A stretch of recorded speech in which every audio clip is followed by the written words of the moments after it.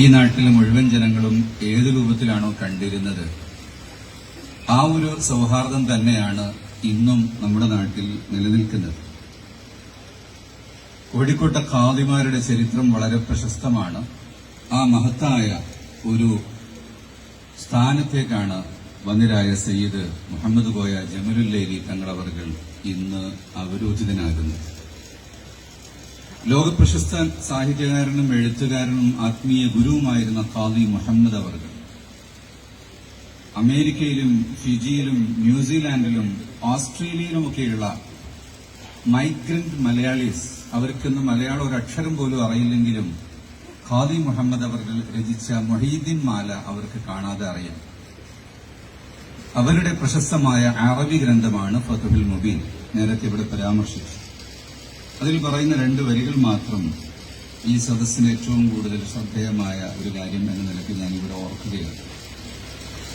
ويعلم الهمة للسلطان السامري المشهور في البلدان. السامري من سامودري صاحب كاليكوت المشهور لا زال من فضل الغناء المعمور وهو محب ديننا الإسلامي.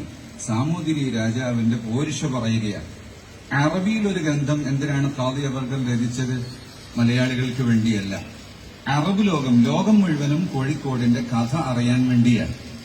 ആ ഗ്രന്ഥത്തിൽ അവർ പറയുന്നത് വഹുവ മുഹിബ്ബു ദീനിനൽ ഇസ്ലാമി, സാമൂതിരി നമ്മുടെ ദീനുൽ ഇസ്ലാമിനെ വളരെ കൂടുതൽ സ്നേഹിക്കുന്ന ഒരു വ്യക്തിയാണ്. വൽ മുസ്ലിമീന, മുസ്ലിമീങ്ങളെയും ബൈനദൽ അനാമി നാസിറുദ്ദീനിന, ഈ മതത്തിനു വേണ്ടി ഒരുപാട് സപ്പോർട്ടുകൾ ചെയ്യുന്ന വ്യക്തിയുമാണ്. മുജിരി ഷറഇന, മുസ്ലിങ്ങൾക്കിടയിൽ ഷറഇന്റെ കാര്യങ്ങൾ നടപ്പിലാക്കുന്നതിന് ആവശ്യമായ കാര്യങ്ങൾ ചെയ്തു കൊടുക്കുന്ന ആളും ആണ്. ഇപ്പൊ ഭരണാധികാരികൾ മറ്റു മതക്കാരായാലും പൊതുഭരണമായാലും ഒക്കെ ഓരോ മതക്കാർക്കും അവരുടെ മതത്തിന്റേതായ രീതികൾ നടപ്പിലാക്കുന്നതിന് ആവശ്യമായ സൗകര്യങ്ങൾ ചെയ്തു കൊടുക്കുക, അതിൽപ്പെട്ടതാണ് ഖാദിയെ നിയമിക്കുക എന്നതും. حتى بخطبة على سلطاننا والمسلمون كلهم رعية وإن يكن في أي أرض بلدة എന്ന് പറഞ്ഞിട്ട് വിശാലമായ ആ കവിതയാണ്. അപ്പൊ എന്താണ് ഈ ഒരു ഖാദി സ്ഥാനം എന്ന് പറയുന്നത്?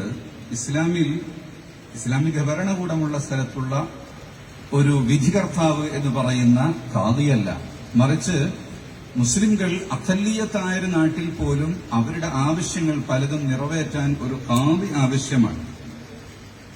അപ്പോ ആ ഖാദിയെ ഗവൺമെന്റ് നിശ്ചയിക്കും, അല്ലെങ്കിൽ നാട്ടിലുള്ള ഹല്ലുൽ അഖ്ദി, അഹ്ലുൽ ഹല്ലി വൽ അഖ്ദ് എന്ന് പറയും, നാട്ടുകാരണവന്മാരെന്നാണ് മലയാളത്തിൽ പ്രയോഗിക്കുക.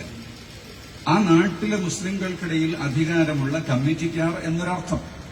അവർ നിശ്ചയിക്കും ഖാദിയെ നിശ്ചയിച്ചു കഴിഞ്ഞാൽ പിന്നെ പിരിച്ചുവിടാൻ കമ്മിറ്റിക്ക് അധികാരവും ഇല്ല. ഖാദിയാണ് പിന്നെ അധികാരം കൂടുതലുള്ള ആൾ. ആ ഖാദി നമ്മുടെ നാട്ടിൽ ഏറ്റവും പ്രധാനപ്പെട്ട ഒന്ന് നോമ്പിന്റെ മാസം ഉറപ്പിക്കുക, പെരുന്നാളിന്റെ മാസം ഉറപ്പിക്കുക. സൂമൂ ലിറുയതിഹി വഅഫ്തിറൂ ലിറുയതിഹി വഇൻ ഗുമ്മ അലൈക്കും ഫഅക്മിലൂ ഇദ്ദത ശഅബാന 30.